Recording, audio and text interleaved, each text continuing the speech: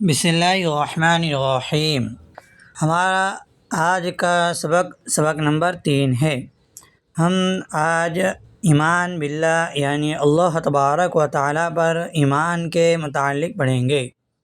پیارے دوستو، ہمارا یہ 15 روزہ عقائد کورس ہے، جس میں ہم نے پہلے دن عقائد کی اہمیت و حقیقت کے متعلق پڑھا، پھر اس کے بعد ایمان کے ارکان کا اجمالی تعارف اور ایمان کے متعلق بنیادی اصول کے متعلق پڑھا، اور آج ہم ایمان کے 6 ارکان میں سے پہلا رکن یعنی اللہ تبارک و تعالیٰ پر ایمان لانا، جسے ایمان باللہ کہتے ہیں، اس کے متعلق پڑھیں گے۔ اللہ تعالیٰ پر ایمان یہ ہر مسلمان کی زندگی کی بنیاد ہے۔ اگر کسی عمارت کی بنیاد کمزور ہو تو وہ عمارت کبھی قائم نہیں رہ سکتی۔ اسی طرح اگر اللہ پر ایمان کمزور ہو جائے تو انسان کا دین بھی کمزور پڑ جاتا ہے۔ آج کے اس سبق میں ہم ایک لمحے کے لیے رک کر سوچیں گے کہ جس اللہ پر ہم ایمان لائے ہیں، کیا ہم واقعی اسے پہچانتے ہیں؟ کیا ہم اس پر وہ یقین رکھتے ہیں جیسا کہ ایمان کا حق ہے؟ کیا ہماری دعا، امید، خوف اور محبت صرف اسی کے لیے ہے، یا ہم کسی بزرگ، پیر یا دنیاوی وسیلے پر زیادہ بھروسہ کرتے ہیں؟ یہ چند سوالات ہیں۔ تو اللہ تعالیٰ پر سچا ایمان صرف زبان سے ایمان لایا کہہ دینا کافی نہیں، بلکہ دل کی گہرائی، عقل کی رضا اور عمل کی گواہی کے ساتھ ہوتا ہے۔ آج ہم ایمان باللہ کے یعنی اللہ تبارک و تعالیٰ پر ایمان کے وہ پہلو سیکھیں گے جو ہماری روزمرہ زندگی، عقائد و عبادات سے جڑے ہوئے ہیں، اور جنہیں سمجھے بغیر ہمارا ایمان مکمل نہیں ہوتا۔ آئیے اللہ کو پہچانیں، اس کی ربوبیت اور اس کی صفات پر یقین کے ساتھ، تاکہ ہمارا ایمان نہ صرف زبان کا دعویٰ ہو بلکہ دل کا یقین اور زندگی کا راستہ بن جائے۔ سب سے پہلی بات یہ ہے کہ انسان اللہ تعالیٰ کی ہستی کو مانے، یعنی یہ یقین رکھے کہ اس پوری کائنات کو پیدا کرنے والی اور ہر لمحہ اس کو چلانے والی ایک ذات ہے، اور وہ صرف اور صرف اللہ تبارک و تعالیٰ ہے۔ یعنی اس دنیا کو وجود میں لانے والی اور اس دنیا کو چلانے والی، اس نظام کو چلانے والا جو صرف ہے تو صرف اللہ تبارک و تعالیٰ ہے۔ اب یہاں پر ایک سوال یہ ہوتا ہے، کیا دنیا ہمیشہ سے اللہ کو مانتی آئی ہے؟ یعنی ہر دور میں، ہر وقت میں لوگ اللہ کو مانتے آئے ہیں یا نہیں؟ تو جواب، یہ بات بھی یاد رکھنی چاہیے کہ اللہ تعالیٰ کی ہستی کا عقیدہ کوئی نیا نہیں۔ دنیا کی پرانی قوموں کی تاریخ اور مختلف مذاہب کی کتابوں کو دیکھا جائے تو پتہ چلتا ہے کہ ہر زمانے، ہر قوم میں یہ مانا جاتا رہا کہ اس کائنات کو پیدا کرنے والی کوئی زبردست طاقت ضرور ہے۔ اس لیے قرآن مجید میں جب مختلف قوموں اور ان کے انبیاء و رسول کا تذکرہ آتا ہے، نبیوں کا تذکرہ آتا ہے، تو انبیاء علیہ السلام نے اللہ کی توحید، صفات اور عبادات کی دعوت تو ضرور دی، لیکن یہ کہیں ذکر نہیں ملتا کہ انہوں نے اللہ کے وجود پر بحث کی ہو یا اس کو منوانے کی کوشش کی ہو۔ یعنی اللہ تبارک و تعالیٰ کی صفات کا ذکر تو کیا ہے، لیکن اللہ تبارک و تعالیٰ کا وجود پر بحث یہ نہیں کی۔ کیوں نہیں کی؟ کیونکہ اس وقت کے لوگ، اس دور کے وقت، ہر وقت ہر قوم کے لوگ اللہ کے وجود کو مانتے آئے ہیں، چاہے وہ الگ الگ ناموں سے پکارتے ہو۔ اب قرآن مجید کا ہم انداز پڑھتے ہیں کہ قرآن پاک میں اللہ تعالیٰ کی صفات، قدرت، توحید اور اس کے عبادات کا بار بار ذکر آیا ہے، لیکن اس نے اللہ کے وجود کو ثابت کرنے کے لیے لمبی بحثیں نہیں کی۔ اس کی وجہ یہ ہے کہ اللہ کا وجود انسان کے لیے ایک فطری اور بدیہی حقیقت، عقل کے جو نظریات ہیں، یہ پکے یقین کے ساتھ اللہ کے وجود کو یقین کرتے ہیں۔ جسے انسان کو خود اپنے وجود کا، اپنے ہونے کا یقین ہوتا ہے، ویسے ہی فطرت سلیم رکھنے والے کو اللہ کے وجود پر یقین ہوتا ہے۔ یہی وجہ ہے کہ آج کے سائنس اور دہریت کے دور میں بھی، یعنی کمیونزم کے دور میں بھی، مغربی دنیا جسے یورپ، امریکہ یا روس میں اللہ کے منکر لوگ ہمیشہ اقلیت میں رہے ہیں۔ چاہے وہ دہریت کے مرکز سمجھے جانے والے ملک ہو، اکثریت ہمیشہ اللہ کو، خدا کو مانتی رہی ہے۔ اب یہاں پر سوال یہ ہوتا ہے، کیا قرآن نے اللہ کے وجود پر کوئی دلیل بھی دی ہے؟ جواب جی ہاں، قرآن نے لمبی چوڑی بحثیں تو نہیں کی، لیکن قرآن مجید نے اگرچہ اللہ کی ہستی کو فطری طور پر تسلیم شدہ مانا ہے، لیکن غور و فکر کرنے والوں کے لیے کئی نشانیوں کی طرف بھی توجہ دلائی ہے۔ سورہ انعام میں فرمایا کہ ان اللہ فارق الحب والنوا، بے شک اللہ ہی ہے جو دانے اور گٹھلی کو پھاڑتا ہے، اور وہی زندے کو مردے سے نکالتا ہے اور مردے کو زندے سے نکالتا ہے، یہ سب کچھ اللہ ہی کرتا ہے، پھر تم کہاں بھٹکتے ہو؟ یہاں پر اللہ تبارک و تعالیٰ کی نشانی کو ذکر کیا ہے کہ ایک دانہ یا گٹھلی کو زمین میں دفن کر دیا جاتا ہے، پھر وہ اندر پھٹتی ہے اور اس سے ایک نرم سا سبز کونپل نکلتا ہے جو زمین کو چیر کر باہر آتا ہے، بڑھتا ہے، پھل دیتا ہے۔ سوچنے کی بات یہ ہے کہ کس نے اس سوکھے بھیجان دانے میں زندگی کی طاقت دی؟ کون ہے جو ریشم سے زیادہ نرم شگوفے کو زمین چیرنے کی طاقت دیتا ہے، قوت دیتا ہے، اور وہی زندے کو مردے سے نکالتا ہے؟ سوچنے کی بات یہ ہے کہ کس نے یہ قوت اور طاقت دی ہے؟ قرآن کہتا ہے یہ سب کچھ اللہ کی قدرت کا کرشمہ ہے، یہ سب کچھ وہی اللہ کر رہا ہے جس پر ایمان لانا ہم سب پر فرض ہے۔ دوسری دلیل سورہ ذاریات میں فرمایا وَفِي الْأَرْضِ آیَاتٌ لِّلْمُوقِنِينَ وَفِي أَنفُسِكُمْ أَفَلَا تُبْصِرُونَ، کہ یقین رکھنے والوں کے لیے زمین میں بھی نشانیاں ہیں اور تمہارے اپنے نفسوں یعنی جسموں میں بھی، کیا تم دیکھتے نہیں؟ اگر انسان غور کرے تو ماں کے پیٹ میں اس کی یہ خوبصورت شکل کس نے بنائی؟ آنکھ، کان، ناک، زبان کس نے پیدا کی؟ زبان کو بولنے کی صلاحیت کس نے دی؟ ماں کے پستانوں میں دودھ کی نہر کس نے جاری کی؟ اور کس نے زندگی اور موت اور ہمارے قبضے سے باہر رکھی ہے؟ کس نے زندگی اور موت ہمارے قبضے سے باہر رکھی؟ ہر سوال کا جواب صرف ایک جواب ہے، یہ سب ایک نظر نہ آنے والی زبردست حکمت اور قدرت رکھنے والی ہستی نے کیا ہے، اور وہ اللہ ہے۔ تو خلاصہ یہ ہے کہ اللہ کی ہستی ہے، اللہ کی ہستی فطرت سے ثابت ہے، مشاہدے سے واضح ہے، عقل سے قابل قبول ہے، اور قرآن سے روشن ہے۔ بس ایک سچا مسلمان وہی ہے جو اللہ کو دل سے پہچانے، اس پر ایمان لائے اور اس کی عبادت اور فرمانبرداری کو اپنی زندگی کا مقصد بنائے۔ اب اللہ تبارک و تعالیٰ کی ہستی ہے تو اللہ تبارک و تعالیٰ کو ایک ماننا ضروری ہے، تو اللہ تبارک و تعالیٰ کو ایک ماننے کو توحید کہتے ہیں۔ علماء کرام نے اپنے اپنے دور کے اور اپنے زمانوں کے حساب سے توحید کی اقسام بیان کی ہے۔ ہم توحید کی 3 قسمیں بیان کرتے ہیں کہ اللہ تعالیٰ کی وحدانیت کو 3 حصوں میں تقسیم کیا جاتا ہے۔ نمبر 1 توحید فی الذات، نمبر 2 توحید فی الصفات، نمبر 3 توحید فی الاسماء۔ نمبر 1 توحید فی ذات، اللہ تعالیٰ اپنی ذات میں یکتا ہے، نہ اس کا کوئی شریک ہے، نہ کوئی اس کی اولاد ہے، نہ وہ کسی کی اولاد ہے، وہ ہمیشہ سے ہے اور ہمیشہ رہے گا۔ اور توحید فی صفات کہ اللہ تعالیٰ کی صفات جیسے علم، قدرت، زندگی، سننا، دیکھنا وغیرہ میں بھی وہ یکتا ہے، ان صفات میں وہ جیسا کوئی اور نہیں ہے۔ اور توحید فی الاسماء کہ اللہ کے جو نام قرآن و حدیث میں بیان ہوئے ہیں جیسے الرحمن، العلیم، القدیر، وہ صرف اسی کے لیے ہے، ان اسماء و صفات میں بھی کوئی اس کا شریک نہیں ہے۔ تو اللہ تبارک و تعالیٰ کی ذات، صفات اور اسماء میں کوئی اس کا ہمسر اور کوئی شریک نہیں ہے۔ اب ہمیں ان کو تفصیل سے سمجھتے ہیں کہ اللہ پر ایمان لانے کی 3 بنیادیں ہیں کہ اللہ تبارک و تعالیٰ پر ایمان لانے کے لیے ہمیں 3 باتوں کا خاص طور پر دھیان رکھنا چاہیے۔ نمبر 1 ذات باری تعالیٰ، نمبر 2 صفات باری تعالیٰ، نمبر 3 اسماء الحسنی۔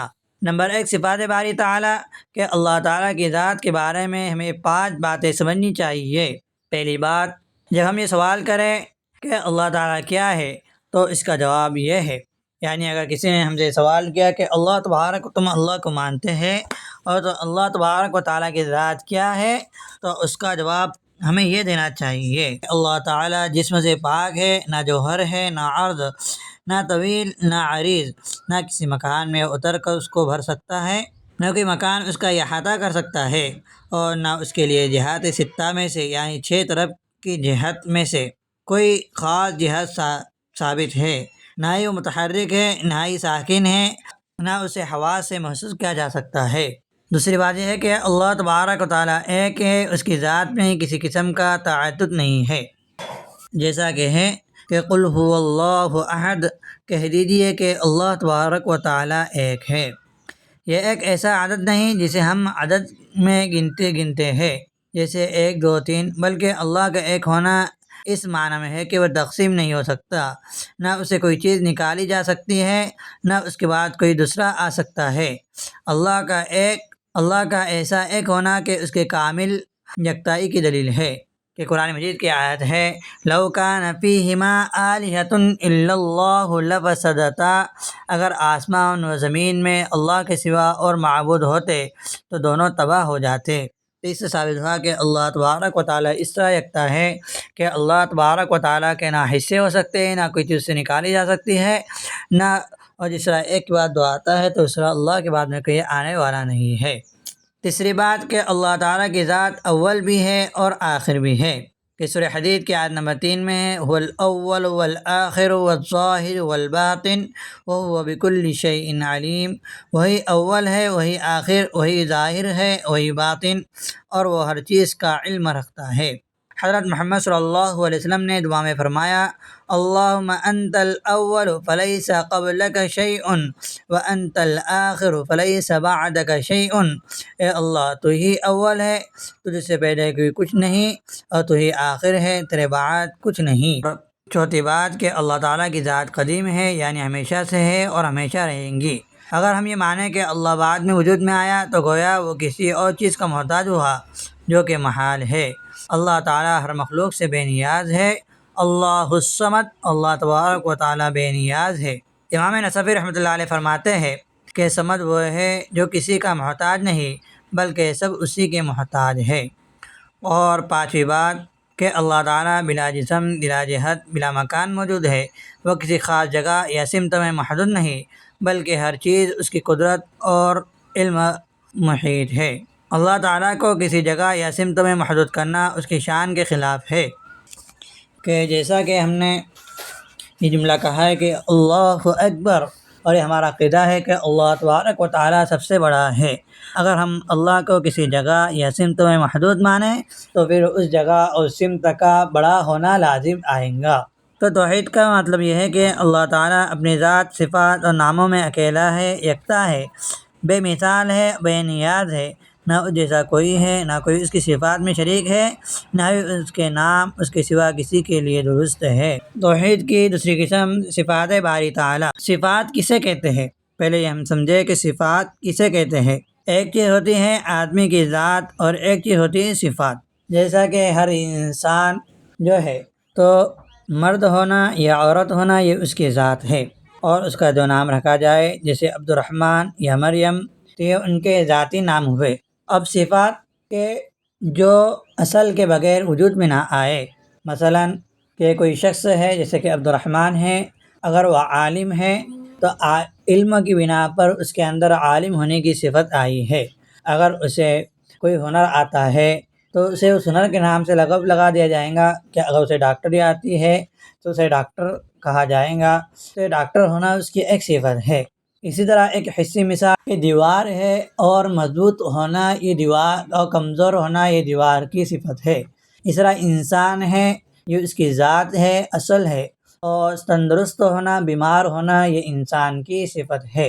تو اسی طرح اللہ تبارک و تعالیٰ کی ذات کے بارے میں پڑھیں۔ اب اللہ تبارک و تعالیٰ کی صفات کے بارے میں پڑھتے ہیں۔ تو اللہ تعالیٰ کی صفات دو قسم کی ہوتی ہے، ایک محکمات اور نمبر 2 مشابہات۔ تو صفات محکمات یہ وہ صفات ہے جن کا معنی واضح اور عقل کے دائرے میں آتا ہے، جیسے علم، قدرت، سمع، بصر، ارادہ، حیات، کلام وغیرہ۔ یہ صفات محکمات ہے، ان کے معنی واضح ہے۔ اور ان صفات محکمات کی مزید 2 قسمیں ہیں۔ صفات ذاتیہ، وہ صفات جن کے ساتھ اللہ تعالیٰ ہمیشہ موصوف رہے ہیں اور ان کی ضد اللہ تعالیٰ کے لیے ممکن نہیں۔ صفات ذاتیہ کی مثال جیسے حیات، زندگی، اللہ تعالیٰ ہمیشہ سے زندگی ہے، موت سے پاک ہے، کہ سورہ بقرہ کی آیت نمبر 255 کہ اللہ لا الہ الا هو الحی القیوم، کہ اللہ تبارک و تعالیٰ کے سوا کوئی معبود نہیں، وہی زندہ ہے اور وہی ہر چیز کو قائم رکھنے والے ہے۔ نمبر 2، علم، اللہ تعالیٰ کو ہر چیز کا مکمل علم ہے۔ وَيَعْلَمُ مَا فِي السَّمَاوَاتِ وَمَا فِي الْأَرْضِ، اور وہ اللہ تبارک و تعالیٰ جانتا ہے جو کچھ آسمانوں اور زمینوں میں ہے۔ اور نمبر 3، اللہ تبارک و تعالیٰ کی قدرت، اللہ تعالیٰ ہر چیز پر مکمل قدرت رکھتے ہیں، طاقت رکھتے ہیں۔ ان اللہ علی کل شیء قدیر۔ اور نمبر 4، ارادہ، اللہ تعالیٰ کا ارادہ مخلوق کا محتاج نہیں ہے۔ فعال لما یرید، کہ اللہ تبارک و تعالیٰ کر گزرتے ہیں جب کچھ ارادہ کرتے ہیں۔ اور سورہ یاسین کی آیت نمبر 82 میں ہے انما امرہ اذا اراد شیئا ان یقول له کن فیکون، کہ جب اللہ تبارک و تعالیٰ کسی کام کا حکم فرمائے یا جب ارادہ کرے کسی چیز کا تو اس کو کہتے ہیں کہ ہو جا، تو وہ چیز وجود میں آ جاتی ہے۔ پانچویں صفت ہے سماع، یعنی سننا، اللہ تعالیٰ ہر آواز کو سنتے ہیں بغیر کسی کان کے۔ واللہ سمیع علیم۔ اور چھٹی صفت ہے بصر، یعنی دیکھنا، اللہ تعالیٰ ہر چیز کو دیکھتے ہیں بغیر آنکھ کے، جیسے انہ بکل شیء علیم۔ اور نمبر 7 ہے کلام، اللہ تعالیٰ کلام فرماتے ہیں مگر ان کا کلام مخلوق جیسا نہیں۔ انی اصطفیتک، قال یا موسیٰ انی اصطفیتک علی الناس برسالاتی و بکلامی، کہ اللہ تعالیٰ کلام ازلی و قدیم ہے، نہ وہ آواز کا محتاج ہے نہ الفاظ کا۔ تو کلام نفسی کو مخلوق تک پہنچانے کے لیے اللہ تعالیٰ نے اسے الفاظ اور حروف کا لباس عطا فرمایا ہے۔ تو اللہ تعالیٰ کا کلام نفسی بھی قدیم ہے اور اس پر الفاظ و حروف کا لباس بھی قدیم ہے۔ البتہ مخلوق کا اس کو پڑھنا اور کتابت کرنا یہ حادث ہے کہ اللہ تبارک و تعالیٰ کی یہ 7 صفات ہے جسے صفات ذاتیہ کہتے ہیں۔ اللہ تبارک و تعالیٰ ان کی ضد کے ساتھ متصف نہیں ہے۔ صفات فعلیہ وہ صفات جن کا تعلق اللہ کے افعال سے ہوتا ہے، یعنی جب چاہے ان صفات کا ظہور فرماتے ہیں، یعنی وہ صفات جن کے ساتھ اللہ موصوف ہے لیکن ان کا وقوع اللہ کے غیر پر ہوتا ہے، یعنی اللہ تبارک و تعالیٰ کی وہ صفات جس کا ظہور مخلوق پر ہوتا ہے اسے صفات فعلیہ کہتے ہیں۔ جیسے تخلیق، پیدا کرنا، کوئی چیز وجود میں نہیں تھی، اللہ تبارک و تعالیٰ نے اس کو وجود میں لائے۔ زندہ کرنا، احیا، یعنی کوئی چیز زندہ نہیں تھی، اللہ تبارک و تعالیٰ نے اسے زندہ کیے۔ اور اسی طرح موت دینا وغیرہ وغیرہ، یہ صفات مخلوق پر اثر انداز ہوتی ہے، نہیں ہوتا۔ اور صفات کی دوسری قسم صفات متشابہات ہے۔ یہ وہ صفات ہیں جن کے الفاظ قرآن میں آئے ہیں مگر ان کی حقیقت ہماری عقل سے بالاتر ہے۔ ان کی بھی 2 قسمیں ہیں۔ نمبر 1، متشابہات من کل الوجوہ، یعنی ایسے الفاظ جن کا معنی بھی نامعلوم ہو اور مراد بھی نامعلوم، یعنی جس کے الفاظ کا بھی ہم کو معنی معلوم نہیں اور اس کی مراد بھی ہم کو معلوم نہیں۔ جیسے قرآن مجید کے اندر حروف مقطعات آئے، الف لام میم، حامیم، طاسین، یاسین، ان کا اصل مطلب اللہ ہی بہتر جانتے ہیں۔ اور صفات متشابہات من وجہن، ایسے الفاظ جن کا لغوی معنی تو معلوم ہے، ڈکشنری اور لغت کے اعتبار سے تو معنی معلوم ہے مگر مراد حقیقی معلوم نہیں۔ جیسے قرآن مجید میں آیا ہے ید اللہ، اللہ تبارک و تعالیٰ کا ہاتھ، اور اسی طرح وجہ، چہرہ، عین، آنکھ، اور ساکھ، پنڈلی، اور نفس، جان۔ تو یہ الفاظ قرآن مجید کے اندر اللہ تبارک و تعالیٰ کی صفات کے درجے میں آئے ہیں۔ تو ان الفاظ کو اللہ کی طرف منسوب کیا گیا ہے مگر ہم کو ان کی کیفیت معلوم نہیں، ہم ان کی کیفیت کو نہیں جان سکتے، تو ہم کو ان پر ایمان لانا واجب ہے۔ تعویل یا تشبیہ سے پرہیز کرنا لازم ہے۔ تو ہم یہ کریں کہ ید اللہ، اللہ تبارک و تعالیٰ کا ہاتھ ہے۔ اب ہاتھ سے اللہ تبارک و تعالیٰ کی قدرت مراد ہو یا کیا مراد ہے یہ ہمیں معلوم نہیں، تو اس لیے یہاں پر ہم خاموشی اختیار کریں، کیونکہ لیس کمثلہ شیء وہو السمیع البصیر، کہ اللہ تعالیٰ جیسا کوئی نہیں، وہ سننے والا اور دیکھنے والا ہے۔ تو ہم ان صفات کو مخلوق کی صفات پر قیاس نہیں کر سکتے۔ اب تیسری چیز ہے اسماء حسنی، یعنی اللہ تبارک و تعالیٰ کے اچھے نام۔ تو ہم چند فائدے پڑھتے ہیں۔ تو فائدہ نمبر 1 ہے اللہ تعالیٰ کے اسماء کی 2 قسمیں ہیں، ایک ذاتی اور صفاتی۔ لفظ اللہ ذاتی نام ہے، اس کے علاوہ باقی تمام نام صفاتی ہے۔ جیسے کسی انسان کا نام ہوتا ہے عبد الرحمن، پھر اس کے بعد میں اس کے اوپر لقب ہوتے ہیں عالم ہونا، ڈاکٹر ہونا، منشی ہونا، کاتب ہونا، یا اس طرح کی بہت ساری ہم صفاتیں لگا دیں تو یہ اس کے صفاتی نام ہوتے ہیں، اور اس کا اصل نام ذاتی نام عبد الرحمن ہوتا ہے۔ تو اسی طرح خدائے باری تعالیٰ کا نام اصل نام لفظ اللہ ہے، ذاتی نام لفظ اللہ ہے، اور اس کے علاوہ باقی تمام نام صفاتی نام ہے۔ فائدہ نمبر 2، اللہ تعالیٰ کے صفاتی ناموں کو اسماء حسنیٰ کہا جاتا ہے، یعنی اچھے نام کا کہا جاتا ہے۔ فائدہ نمبر 3، قرآن و حدیث میں منقول تمام اسماء الہیہ کو اللہ کی ذات کے لیے استعمال کرنا جائز ہے، لیکن وہ نام جو قرآن و حدیث میں وارد نہیں ہوئے ان کے متعلق اختلاف ہے۔ امام ابو الحسن علی بن اسماعیل اشعری حنبلی رحمۃ اللہ علیہ کے نزدیک ان کا استعمال ذاتی باری تعالیٰ کے لیے جائز نہیں، جبکہ امام غزالی اور امام فخر الدین رازی کے نزدیک ان کا استعمال ذاتی باری تعالیٰ کے لیے بطور اسم ناجائز ہے، مگر بطور وصف جائز ہے، یعنی اللہ تبارک و تعالیٰ کے ایسے نام کہ جو قرآن و حدیث کے اندر نہیں آئے ہیں، اب وہ نام اللہ کے لیے ہم استعمال کر سکتے ہیں یا نہیں، تو اس کے لیے اختلاف کو ذکر کیے۔ اب خلاصہ یہ ہے کہ ذاتی نام کے طور پر تو ہم استعمال نہیں کر سکتے ہیں، ہاں وصفی طور پر استعمال کر سکتے ہیں۔ مثلا اللہ قدیم کہا جا سکتا ہے، لیکن صرف ذات کے لیے کہ قدیم کہنا جائز نہیں ہے۔ فائدہ نمبر 4 ہے، ہر زبان میں ذاتی باری تعالیٰ کے لیے ایک ذاتی نام مقرر ہے، اس زبان میں اس نام کا استعمال جائز ہے، جسے اردو اور فارسی میں اللہ تبارک و تعالیٰ کے لیے خدا اور انگریزی میں گوڈ کہا جاتا ہے۔ تو یہ ہر زبان کے اندر مختلف ناموں سے پکارا جاتا ہے، تو اگر اللہ تبارک و تعالیٰ کی ذات کے لیے وہ نام ہو، اس میں شرک کا شائبہ نہ ہو، تو اس کا استعمال جائز ہے۔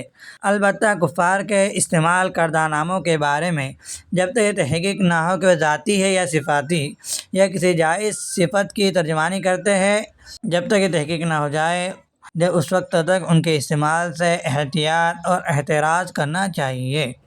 مثلا یزدہ خیر کا خدا اور اہرمن شر کا خدا، یہ ایران کے مجوسی عقیدے کے مطابق خیر اور شر کے الگ الگ معبود ہے، لہذا ان کا استعمال اللہ تعالیٰ کے لیے جائز نہیں۔ یہاں پر یہ بات کو سمجھے کہ غیر عربی زبان کا ایسا لفظ، یعنی عربی زبان کے علاوہ کسی زبان کا ایسا لفظ جو اللہ تعالیٰ کی کسی صفت کی ترجمانی کرتا ہو لیکن کفار کا شعار بن چکا ہو، ان کی علامت بن چکا ہو، تو اس کا استعمال جائز نہیں۔ اگر وہ شعار نہ ہو، ان کی علامت نہ ہو، ان کا مشہور نعرہ نہ ہو، ان کے مذہب کی علامت نہ ہو، تو اس کا استعمال کیا جا سکتا ہے۔ فائدہ نمبر 5 ہے کہ بعض اسماء صرف اللہ تعالیٰ کے لیے استعمال ہوتے ہیں، جیسے رحمان، عالم الغیب، مختار کل، قادر مطلق، مشکل کشا، حاجت روا، تو ان اسماء کا استعمال مخلوق کے لیے جائز نہیں۔ اور فائدہ نمبر 6 ہے کہ بعض نام ایسے ہیں جو مخلوق کے لیے بھی استعمال ہوتے ہیں، جیسے سمیع، بصیر، متکلم۔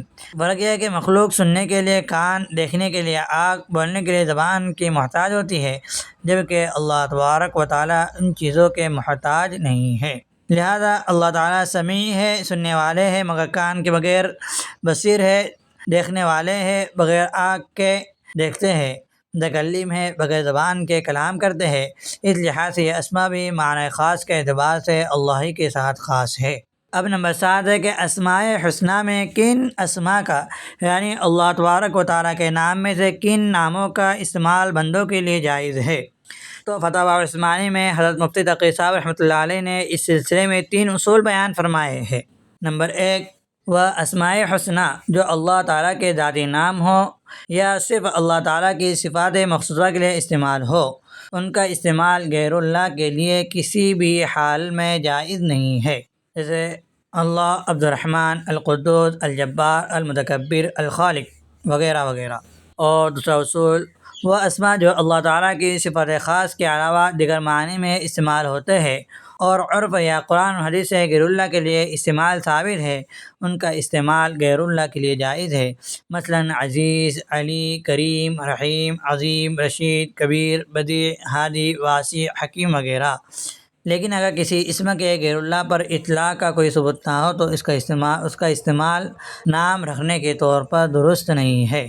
اور تیسرا اصول ہے کہ جن ناموں کے بارے میں یہ تحقیق نہ ہو کہ ان کا استعمال غیر اللہ کے لیے ہوا ہے یا نہیں، تو یہ اصل ہے کہ ان سے غیر اللہ کا نام رکھنا جائز نہ ہو، بلکہ جواز کے لیے واضح دلیل درکار ہے۔ تو ان تین اصولوں پر عمل کرتے ہوئے ہر نام پر حکم لگایا جا سکتا ہے، کیونکہ ہر نام کے متعلق صراحت موجود نہیں، اس لیے اگر کسی اہل علم سے مشورہ کر لیا جائے تو بھی بہتر ہے۔ تو بات یہ ہے کہ ہم اللہ تبارک و تعالیٰ کے جو صفات نام آئے ہیں تو ان کو فقط عبد کے بغیر نام رکھنا، جیسا کہ کسی کا نام صرف رحمان رکھ دینا، کسی کا نام صرف علی رکھ دینا، کسی کا نام صرف کبیر رکھ دینا، یہ درست نہیں ہے۔ ہم عبد الرحمن، عبد العلیم، عبد الکریم، عبد العظیم اس طرح کے نام رکھے تو یہ درست ہے۔ اور اسی طرح حضرت مفتی شبیر عثمانی رحمۃ اللہ علیہ نے گناہ بے لذت نامی کتاب کے اندر یہ لکھا ہے کہ جو اللہ تبارک و تعالیٰ کے صفات نام پر نام رکھے جاتے ہیں، جیسا کہ رحمان، رحیم، کریم، اگر کسی کا نام اس طرح رکھا جائے اور اسے کوئی شخص عبد کے بغیر صرف رحمان، رحیم، کریم پکارتا ہے تو وہ بندہ پکارنے والا گنہگار ہوگا۔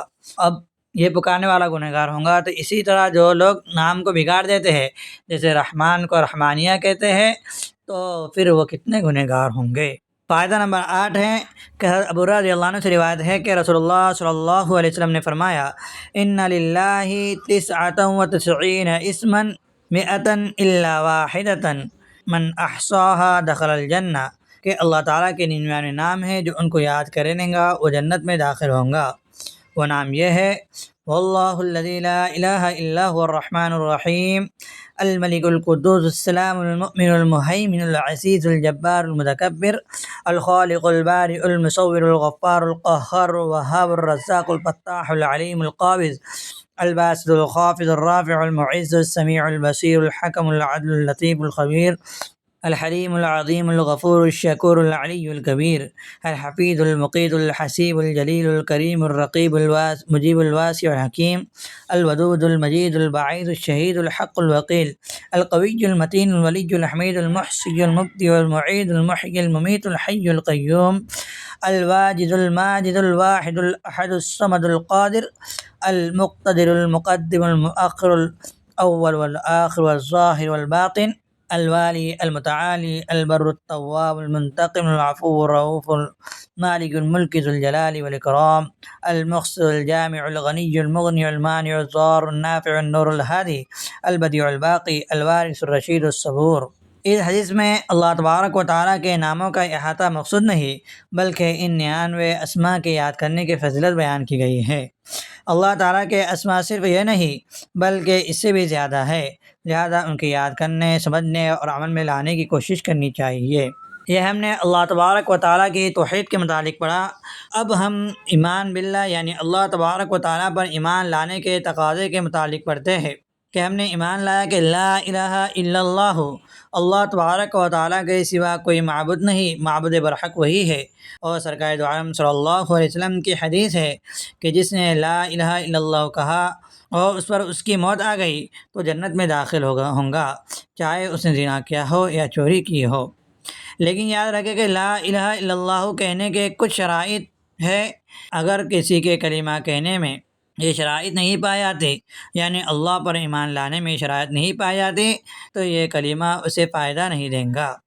پہلی شرط ہے علم، کہ مسلمان بننے کے لیے پہلی شرط یہ ہے کہ اسے لا الہ الا اللہ کا معنی معلوم ہو، اسے یہ جاننا ضروری ہے کہ کلمہ پڑھنے کے بعد کن باتوں پر ایمان لانا اور کن کا انکار کرنا ہے، اور اگر کسی کو کلمے کے معنی ہی معلوم نہ ہو تو دل سے اس پر اعتقاد نہیں رکھ سکتا، یعنی اس کو یہی معلوم نہ ہو کہ اللہ تعالیٰ کے سوا کوئی معبود نہیں، تو ہمیں کس کی عبادت نہیں کرنا ہے، کس کی عبادت کرنا ہے، کس طرح کرنا ہے، جو اسے معلوم نہیں تو اللہ کی عبادت کس طرح کریں گا، دل سے وہ یقین کیسے رکھیں گا۔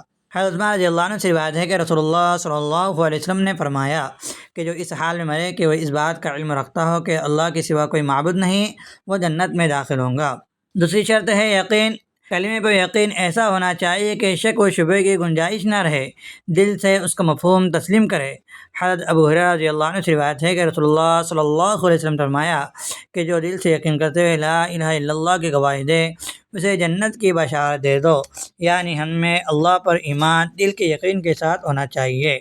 اور نمبر 3، قبول کرنا، زبان اور دل دونوں سے اس کلمے کے تقاضے کو قبول کرنا ایمان کی شرط ہے۔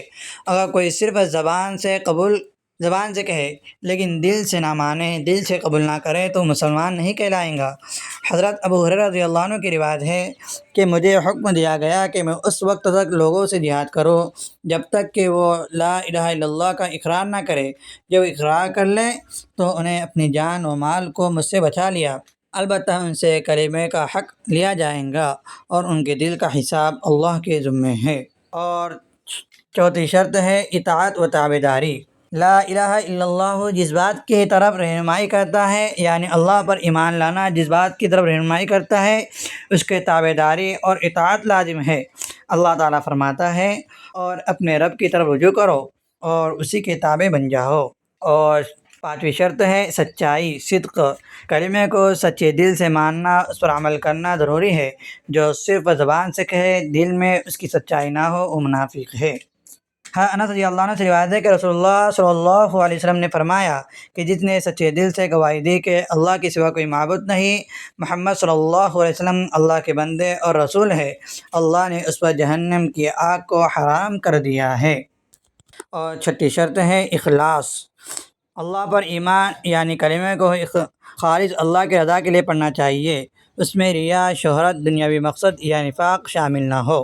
حضرت ابو ہریرہ رضی اللہ عنہ روایت کرتے ہیں کہ میری شفاعت کا سب سے زیادہ مستحق وہ ہوں گا جو دل کے خلوص کے ساتھ اللہ کا اقرار کرے، لا الہ الا اللہ کا اقرار کرے۔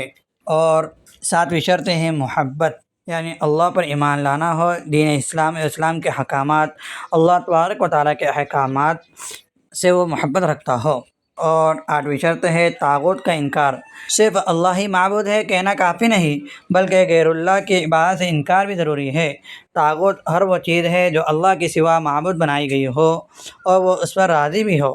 سورہ بقرہ کے آیت نمبر 256 میں ہے کہ اللہ تبارک و تعالیٰ فرماتے ہیں کہ جو طاغوت کا انکار کرے اور اللہ پر ایمان لائے اس نے مضبوط کڑے کو تھام لیا جو کبھی نہیں ٹوٹے گا۔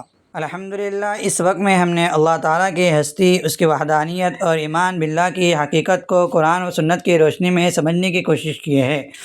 ہم نے جانا کہ اللہ کی ہستی آفاق و انفس کی نشانیاں فطرت سلیمہ وحی الہی کے ذریعے بالکل واضح اور روشن ہے۔ توحید اللہ کی عبادت کا مرکزی پیغام ہے اور یہ تین اقسام پر مشتمل ہے: توحید فی الذات، اللہ تعالیٰ کی ذات میں یکتائی; توحید فی الصفات، صفات میں بے مثال ہونا; توحید فی الاسماء والصفات، اس کے ناموں اور صفات میں اس کی شان کے لائق ایمان رکھنا۔ پھر ہم نے یہ سمجھا کہ ایمان باللہ صرف زبانی دعویٰ نہیں بلکہ کچھ لازمی تقاضے ہیں جن کے بغیر ایمان ناقص رہتا ہے۔ ان سب سے اہم اللہ کے وجود اور وحدانیت کا علم و یقین، اس کی ربوبیت و الوہیت کو دل سے قبول کرنا، اس کے اطاعت و فرمانبرداری، اخلاص، صدق، محبت اور ہر طاغوت باطل معبود کا انکار شامل ہے۔ ایمان باللہ کا یہ تقاضا ہے کہ بندہ صرف اللہ کو اپنا معبود، مالک، خالق اور کارساز مانے اور اپنی عبادت، محبت، دعا، فریاد، خوف، امید، سجدہ اور توکل جیسی عبادات صرف اسی کے لیے خاص ہے۔ یاد رہے کہ یہ عقیدہ انبیاء علیہ السلام کا مشن تھا اور یہی ہمیں جنت کی راہ دکھاتا ہے۔ اللہ تعالیٰ سچے دل سے ایمان لانے والا اور اس کے تقاضے کو سمجھنے والا اور اس پر عمل کرنے کی توفیق عطا فرمائے۔ آمین یا رب العالمین۔ آئندہ کل ہمارا سبق شرک، نفاق کے متعلق رہیں گا۔